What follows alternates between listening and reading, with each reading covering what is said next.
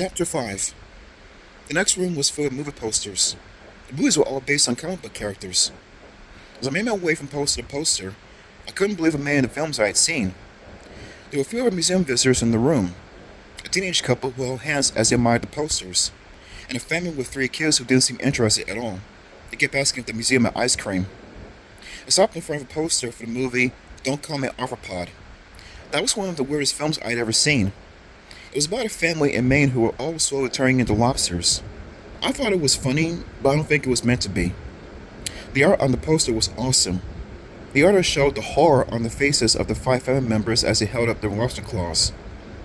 I studied the art for a long time, then I took out my phone and took a photo of the poster. My plan was to try to copy it at home. I took a photo of the next movie poster too. It showed an action scene with the Scolders. That's a hugely popular team of superheroes who scold criminals until they realize they are doing wrong and surrender. Seeing all this awesome art made me want to go home and work on my drawings. Dad said I could take an art course at the Stage Center next summer, but that's a long time to wait. I knew I could draw this stuff, I just needed to practice and practice. I moved to the next room. All 4 walls were covered in comic book covers. I never want to leave this place, I told myself. It's heaven. And it was even better seeing it all by myself without Stella or my parents in my face. I studied the comic book covers for a long time. I took some photos and studied them more so when I got home. Then I walked through a narrow hallway into the next room. This room didn't look like it belonged in the museum. It looked like someone's living room, with a couch and 2 armchairs and a long desk beside a dark fireplace. I turned and started to leave, but I stopped when I spotted a man inside the couch. He wore a black and navy blue superhero costume. I watched him pull off the dark cape and drape it over the back of his couch. He sewed off his tall black boots. It took me a while, but I recognized him. The Night Howler, one of my favorite superheroes. Why was he undressing in here?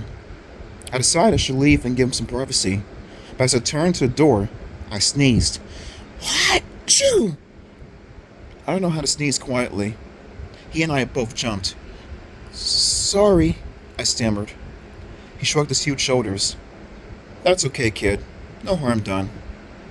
His blue mask hung over the couch arm. He folded it and placed it on top of the cape. Then he raised his dark eyes to me. Are you lost? He asked. No, I stammered. I'm just exploring. He nodded. Then he started to pull off his costume top. Are you an actor? I blurted out. Do you work here? He dropped his hands away from his costume. Actor?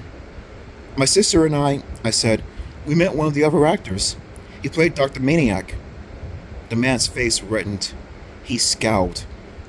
Don't mention Dr. Maniac to me, he said through gritted teeth. I swallowed. I just stood there. I didn't know what to say next. I'm not an actor, he said finally. I'm the real Night Howler. My hands suddenly felt ice cold. My heart was fluttering in my chest. You're real? Seriously real? I never met a real superhero, I stammered. Well, you have now, he replied. Congrats, kid. He said it sarcastically. I mean, he sounded kind of bitter, definitely unhappy. I'm really into superheroes, I said. Awkward, but I was totally nervous. Can you blame me? Good for you. He pulled his costume top over his head. He had a black t-shirt underneath. Are you changing to your other identity? I asked. No, I'm quitting, he mumbled. He tossed his shirt onto the couch. I gasped. Excuse me? I'm calling it quits, kid. I'm donating my costume to the museum. I don't understand, I said. You can't quit. You're one of the most popular superheroes in the world. You think being a superhero is so great? He demanded. How would you like to only work the night shift, never a night off? Think those hours are great? He didn't give me a chance to answer. And who I spend my time with? The worst bad guys on Earth. Do I have any friends? No. Do I have any time for friends? No.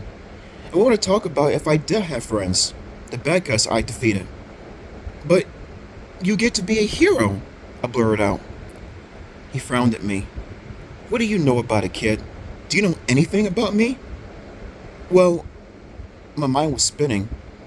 I know you travel in the dark of night so that you're nearly invisible, and I know you can cast shadows over people to trap them inside, and I know you always let out a howl of attack when you go after an enemy. He muttered something under his breath. And I know you defeated a lot of supervillains, I said. His eyes flashed. A lot, he repeated. Did you know I defeated the amazing water bug? I drowned him in his own water, and I captured Gazelle Boy, the fastest villain on Earth. And then there was Captain Mudpie, also known as the world's dirtiest fighter, and the Shiver, remember him? He always made his victims cold as ice before he robbed them. Know how I defeated him? Easy. I melted his head off. I couldn't believe all these supervillains were really real. You've done a lot of good things, I said. You made everyone a lot safer. So why do you want to quit? Because I have one major failure, he said, lowering his eyes. One villain I've tried to capture my entire career. One evil character I dream about, have nightmares about, and no matter how many times I try, he always gets away. He bent and started to pull off his long black socks.